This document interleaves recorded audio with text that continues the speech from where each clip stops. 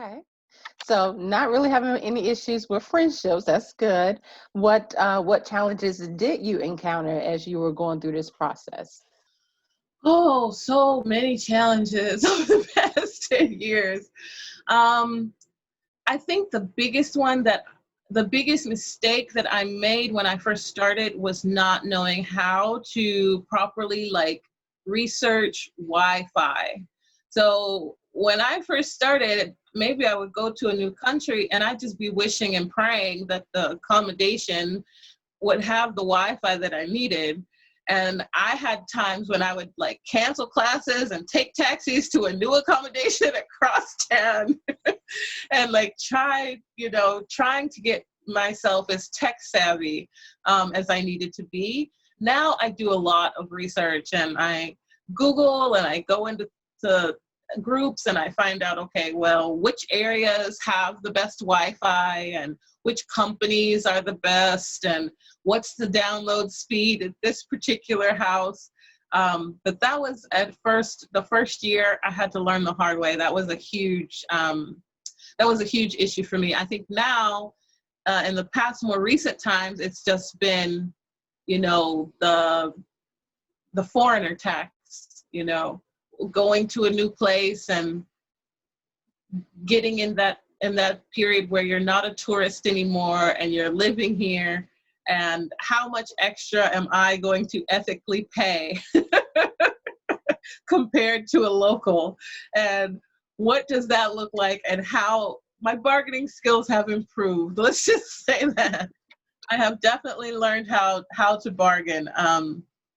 But yeah, the foreigner tax and the Wi-Fi has been the biggest challenges. Okay, okay.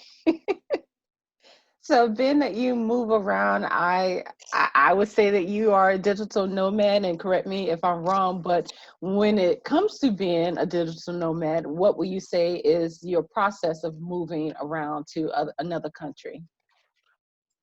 Like, what's the first thing I do to decide, or what's the first thing I do when I get there?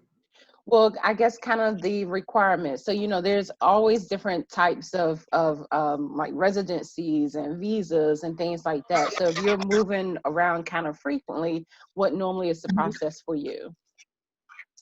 So I usually have been on either a student visa or a work visa, but primarily I've been on tourist visas. I haven't been someplace for so long. So when I first started out, I was doing student and work visas in Czech Republic, and primarily I've been on tourist visas. As an American, we have that luxury of being able to move around to a lot of places, right? So usually a lot of places like Thailand, 90 days, go to Cambodia, go to Sri Lanka, hang out for a while, come back, and then the next 6 months I would probably be in the Virgin Islands, which is my home country still, right? So yeah, a lot of tourist visas and stamps, but now I'm kind of transitioning. It's very interesting to have this new title as digital nomad, because I was just crazy when I started doing this 10 years ago. It was not really a term yet, this digital nomad thing, you know. So yeah, people were just like, wait a minute, you do what? You live like how? You're what? You're working where? On the internet. It's so interesting how much more this lifestyle has become acceptable over the years, because I was had a lot of questions and screwed up faces when I started. Now I feel like I'm actually becoming just more of an expat. I will be in the Czech Republic, primarily for the next 2 or 3 years. And I think going forward, I will be staying in places for longer periods of time.